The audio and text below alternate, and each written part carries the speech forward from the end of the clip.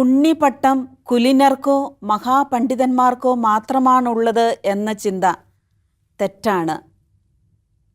പുണ്യപുഷ്പം വയലിലും പാടത്ത് ജോലി ചെയ്യുന്നവരിടയിൽ നിന്നും തൊഴിൽശാലയിൽ ജോലി ചെയ്യുന്നവരിടയിൽ നിന്നും ഉണ്ടാകുമെന്ന് റോമൻ കത്തോലിക്കാ സഭയിലെ കർഷകനും കൂലിപ്പണിക്കാരനുമായ വിശുദ്ധ ഇസിദോർ തൻ്റെ ജീവിതത്തിലൂടെ നമ്മെ അനുസ്മരിക്കുകയാണ്. ആഗോള കത്തോലിക്കാ തിരുസഭ കർഷകരുടെ കൂലിപ്പണിക്കാരുടെ വിശുദ്ധനായി അംഗീകരിച്ചിരിക്കുന്ന വിശുദ്ധനാണ് വിശുദ്ധ ഇസിദോർ. മെയ് 15 അദ്ദേഹത്തിൻ്റെ തിരുനാൾ ദിനമായി തിരുസഭ ആഘോഷിക്കുന്നു. ഒരു കർഷകനായ വ്യക്തി എങ്ങനെയാണ് വിശുദ്ധനായി തീർന്നത്? എന്താണ് അദ്ദേഹത്തിൻ്റെ ജീവിത രഹസ്യം? ഒരു കർഷകന് എങ്ങനെ വിശുദ്ധനായി തീരാം എന്നതിനെക്കുറിച്ച് ഈ വിശുദ്ധൻ്റെ ജീവിത താളുകളിൽ കൂടി ധ്യാനിക്കുവാനും മനസ്സിലാക്കുവാനും നമുക്ക് ഈ നിമിഷം പരിശ്രമിക്കാം.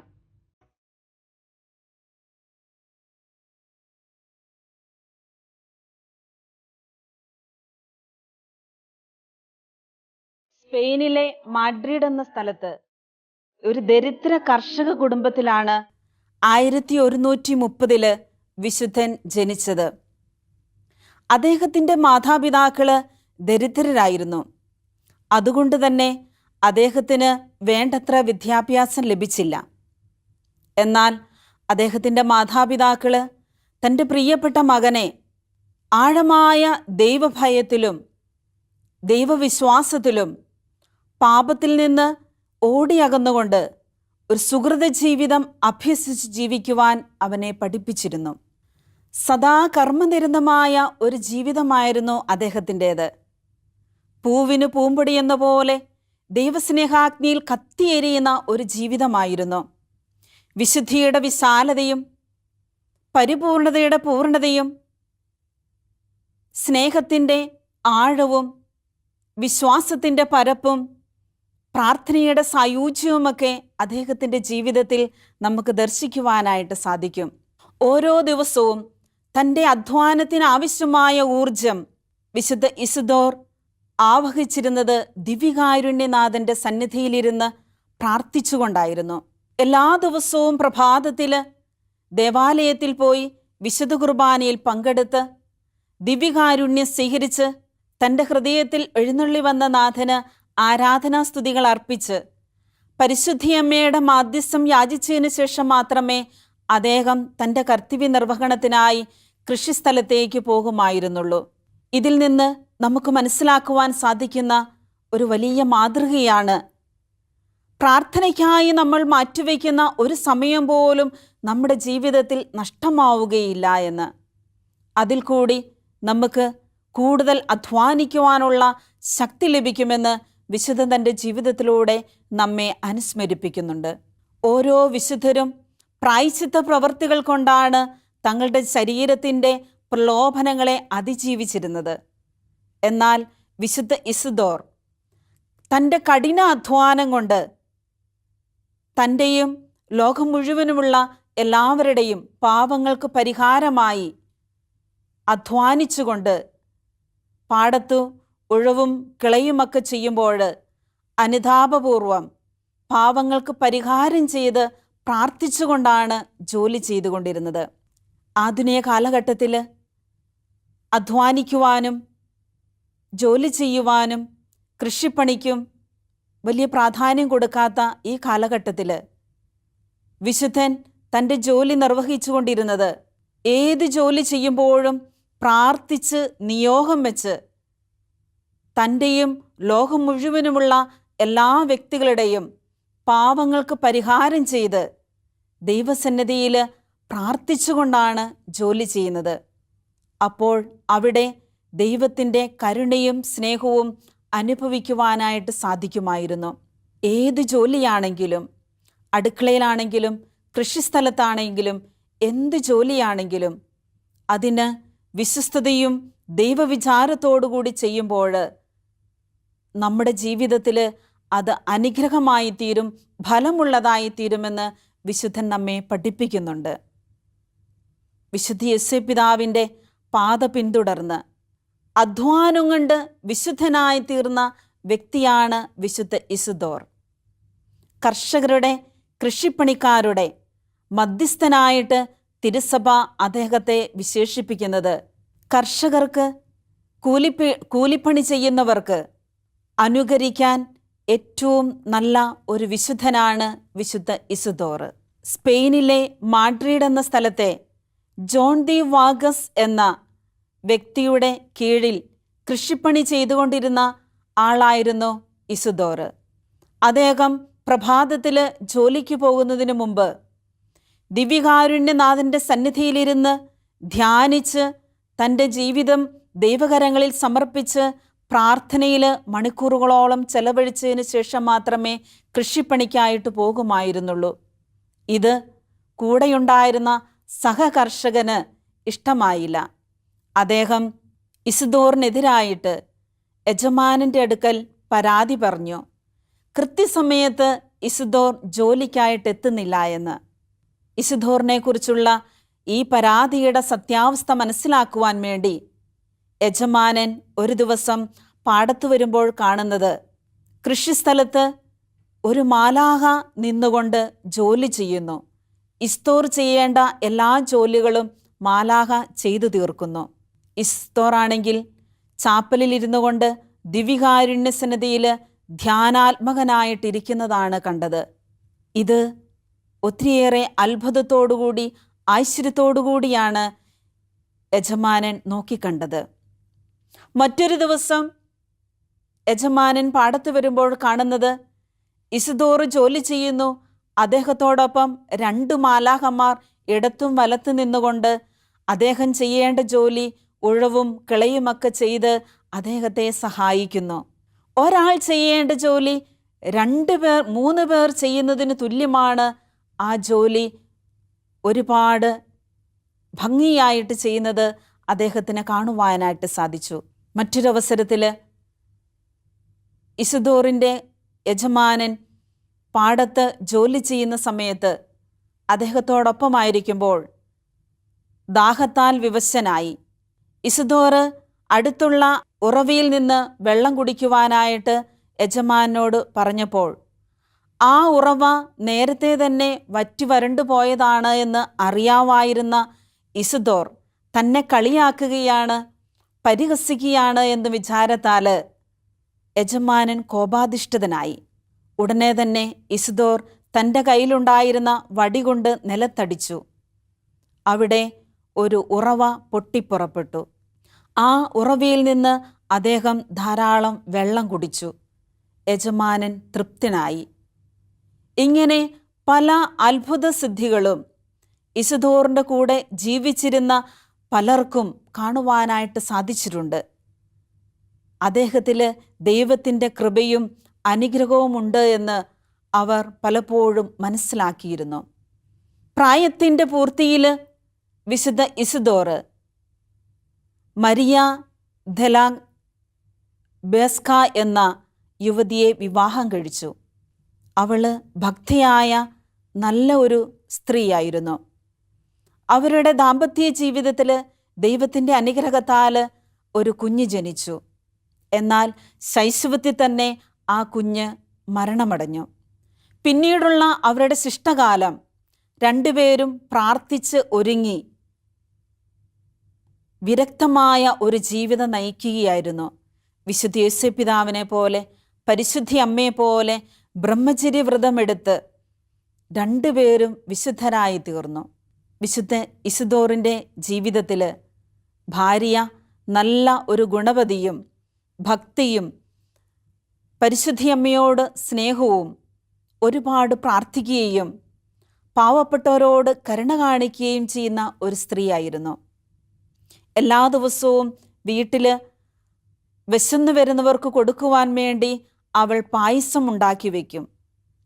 ഇസിദോർ ഏതെങ്കിലും പാവപ്പെട്ടവർ വിശന്നിരിക്കുന്നത് കണ്ടാൽ അവരെ വീട്ടിലേക്ക് പറഞ്ഞയക്കും. ഭാര്യ ഒരു ദിവസം പതിവിലും കൂടുതൽ ആൾക്കാർ വന്നപ്പോൾ ഉണ്ടാക്കി വെച്ച പായസം തീർന്നുപോയി. അവൾ വന്ന് വിശുദ്ധ ഇസ്തോറിനോട് പറഞ്ഞു, പായസം തീർന്നുപോയി, കുറച്ച് ആൾക്കാർ കൂടി കൊടുക്കുവാനായിട്ടുണ്ട്, നമ്മൾ എന്ത് ചെയ്യുമെന്ന്. അപ്പോൾ വിശുദ്ധ ഇസിദോറ് ഭാര്യയോട് പറഞ്ഞു, നീ ഒരിക്കൽ കൂടി ആ കലത്തിലൊന്ന് പോയി നോക്ക്, പായസമുണ്ടോ എന്ന്. അവൾ ചെന്ന് നോക്കുമ്പോൾ കാണുന്നത് തീർന്നുപോയ കലത്തിൽ നിറച്ച് പായസം ഇരിക്കുന്നു. അവൾ ഒത്തിരി സന്തോഷത്തോടുകൂടി ആശ്ചര്യത്തോടുകൂടി ആ പായസം എല്ലാവർക്കും വിളമ്പിക്കൊടുത്തു. വന്നവരെല്ലാം കഴിച്ച് തൃപ്തരായി ഭവനങ്ങളിലേക്ക് മടങ്ങിപ്പോയി.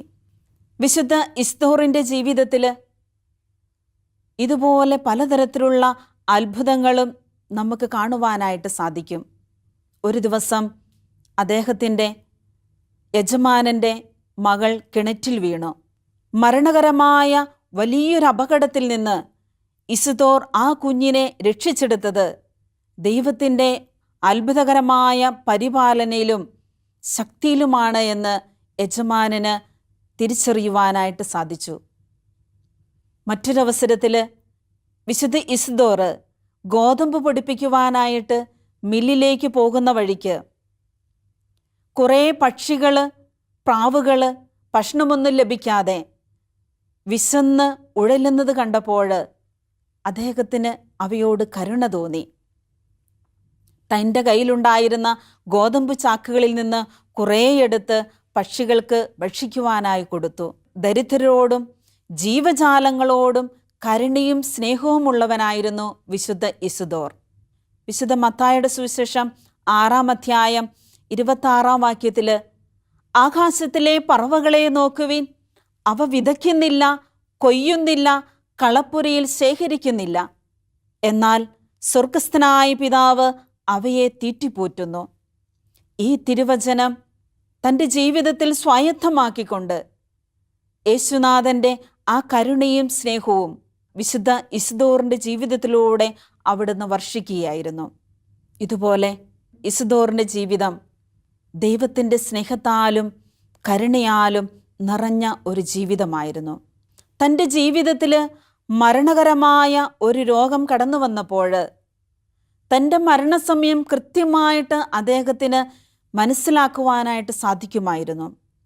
അദ്ദേഹം സ്നേഹത്തോടെ പ്രാർത്ഥനയോടെ പ്രാർത്ഥിച്ച് ഒരുങ്ങി മരണത്തെ സ്വീകരിക്കുവാനായിട്ട് അന്ത്യകൂദാശ ചോദിച്ചു മേടിച്ച് സ്വീകരിക്കുന്നത് കണ്ടു നിന്ന പ്രിയപ്പെട്ടവരുടെയും സ്നേഹിതരുടെയും കണ്ണുകളിൽ നിന്ന് സ്നേഹാശ്രുക്കൾ പൊഴിഞ്ഞു. 1130 അദ്ദേഹം മെയ് 15-ാം തീയതി ഈ ലോകത്തിൽ നിന്ന് സ്വർഗീയ സമ്മാനത്തിനായി തൻ്റെ പ്രിയപിതാവായ ദൈവപിതാവിൻ്റെ കരങ്ങളിലേക്ക് തൻ്റെ ആത്മാവിനെ സമർപ്പിച്ച് യാത്രയായി. 1619 പോൾ 5-ാമൻ മാർപ്പാപ്പ അദ്ദേഹത്തെ വാഴ്ത്തപ്പെട്ടവനായി പ്രഖ്യാപിച്ചു. സ്പെയിനിലെ പ്രമുഖരായ 4 വിശുദ്ധരാണ് വിശുദ്ധ ഇഗ്നേഷ്യസ് ലയോള, വിശുദ്ധ ഫിലിപ്പിനേരി, വിശുദ്ധ ഫ്രാൻസിസ് സേവിയർ, ആവിലായിലെ വിശുദ്ധ അമ്മ ത്രേസ്യ. ഈ 4 വിശുദ്ധരോടൊപ്പം ഇസിദോറിനെ 1622 മാർച്ച് 12-ാം തീയതി ഗ്രിഗരി 15-ാമൻ മാർപ്പാപ്പ വിശുദ്ധനായി പ്രഖ്യാപിച്ചു. ഈ 5 വിശുദ്ധരെ സ്പെയിനിലെ പഞ്ചവിശുദ്ധർ എന്നാണ് അറിയപ്പെടുന്നത്. 1760 ലാൻസിലോളായിലെ മരിയ ധലാക്കായുടെ രോഗാവസ്ഥയെ തുടർന്ന് ഇദ്ദേഹത്തിൻ്റെ ഭൗതിക ശരീരം സ്പെയിനിലെ മാഡ്രിഡിൽ റോയൽ പാലസിലേക്ക് നീക്കം ചെയ്യപ്പെട്ടു. വിശുദ്ധ ഇസിദോറിൻ്റെ യജമാനനായ ജോൺ ദി വാഗസിൻ്റെ ഭവനം ഇന്നൊരു മ്യൂസിയമാണ്. അവിടെ വിശുദ്ധ ഇസിദോർ ജീവിച്ചിരുന്ന കാലത്തും ജീവിച്ച സ്ഥലത്തും മരിച്ച സ്ഥലത്തും പണിത ഒരു ചാപ്പൽ മാത്രമല്ല, യജമാനൻ്റെ മകളെ രക്ഷിച്ച ആ കിണറും മ്യൂസിയത്തിൽ ഉൾപ്പെടുത്തിയിട്ടുണ്ട്. പ്രിയപ്പെട്ടവരെ, അധ്വാനിക്കുന്നവരും ഭാരം വഹിക്കുന്നവരുമായ നിങ്ങളെല്ലാവരും എൻ്റെ അടുക്കൽ വരുവിൻ, ഞാൻ നിങ്ങളെ ആശ്വസിപ്പിക്കുവാന്ന യേശുവിൻ്റെ തിരുവചനം ശിരസാ വഹിച്ചുകൊണ്ട് അധ്വാനം കൊണ്ട് ഒരു വിശുദ്ധനായി തീർന്ന വിശുദ്ധനാണ് വിശുദ്ധ ഇസിദോർ. ആധുനിക കാലഘട്ടത്തിൽ ജീവിക്കുന്ന നമുക്കേവർക്കും അനുകരിക്കുവാൻ, സ്വായത്തമാക്കുവാൻ ഇസദോറിൻ്റെ ജീവിതം നമുക്കൊരു മാതൃകയാണ്. സാധാരണക്കാരിൽ സാധാരണക്കാരനായി ജീവിച്ച് തൻ്റെ കൃഷിസ്ഥലത്ത് കഠിനമായി അധ്വാനിച്ച് സുഹൃത ജീവിതങ്ങൾ കൊണ്ട് വിശുദ്ധനായി തീർന്ന ഇദ്ദേഹത്തിൻ്റെ ജീവിതം ഇന്ന് കർഷകർക്കും കൂലിവേലക്കാർക്കും ഒരു മാതൃകയാണ്. നമുക്കറിയാം, നമ്മുടെ പ്രിയപ്പെട്ട കർഷകരായ വ്യക്തികൾ എത്ര അധ്വാനിച്ചിട്ടും അവർക്ക് ആവശ്യത്തിന് ഉൽപ്പന്നത്തിന് വില ലഭിക്കാത്തത് മൂലമുള്ള സങ്കടങ്ങൾ, അതോടൊപ്പം തന്നെ പലതരത്തിലുള്ള കാലാവസ്ഥയുടെ വ്യതിയാനം, പ്രകൃതിക്ഷോഭങ്ങൾ, തങ്ങളുടെ രാജ്യത്തിൻ്റെ രാഷ്ട്ര നേതാക്കന്മാരുടെ നീതിയും ന്യായവും ലഭിക്കാത്തതിൻ്റെ ദുരിതങ്ങൾ അനുഭവിക്കുന്നവർ, വന്യമൃഗങ്ങളുടെ ശല്യം കൊണ്ട് തങ്ങൾ അധ്വാനിക്കുന്നതെല്ലാം നഷ്ടപ്പെട്ടു പോകുന്ന വേദനയിലും കണ്ണുനീരിലും രോദനയിലും കഴിയുന്ന ഓരോ കർഷകനും മനസ്സിലാക്കണം, നമുക്ക് വേണ്ടി മധ്യസ്ഥം വഹിക്കുവാൻ ഒരു സ്വർഗീയ മധ്യസ്ഥൻ നമുക്ക് വേണ്ടി സ്വർഗത്തിലുണ്ട് എന്ന് ഉറച്ച വിശ്വാസത്തോടുകൂടി വിശുദ്ധ ഇസദോറിൻ്റെ മധ്യസ്ഥം യാചിച്ചുകൊണ്ട് നമുക്ക് പ്രാർത്ഥിക്കാം. നമ്മുടെ ദുഃഖങ്ങളിൽ, ദുരിതങ്ങളിൽ, കഷ്ടപ്പാടുകളിൽ കർഷകരുടെ എല്ലാ വേദനകളും മനസ്സിലാക്കുവാൻ കഴിയുന്ന ആ വിശുദ്ധൻ്റെ മധ്യസ്ഥം യാചിച്ച് നമുക്ക് പ്രാർത്ഥിക്കാം. തീർച്ചയായിട്ടും വിശുദ്ധനിൽ കൂടി നമ്മുടെ ജീവിതത്തിലേക്ക് ഇന്ന് കർഷകർ അനുഭവിക്കുന്ന, കൂലിവേലക്കാർ അനുഭവിക്കുന്ന എല്ലാ ദുരിതങ്ങൾക്കും സന്തോഷവും സമാധാനവും സ്വർഗീയനാഥനിൽ നിന്ന് വിശുദ്ധ ഇസദോർ വഴിയായി ദൈവപിതാവ് നമ്മുടെ ഓരോരുത്തരുടെയും ജീവിതത്തിലേക്ക് നൽകി നമ്മെ ഓരോരുത്തരെയും അനുഗ്രഹിക്കട്ടെ എന്ന് പ്രാർത്ഥിക്കുന്നു, ആശംസിക്കുന്നു. എല്ലാവരെയും വിശുദ്ധ ഇസദോറിൻ്റെ മധ്യസ്ഥം വഴിയായി സമർപ്പിച്ചുകൊണ്ട് പിതാവിൻ്റെയും പുത്രൻ്റെയും പരിശുദ്ധാത്മാവിൻ്റെയും നാമത്തിൽ ആമേൻ.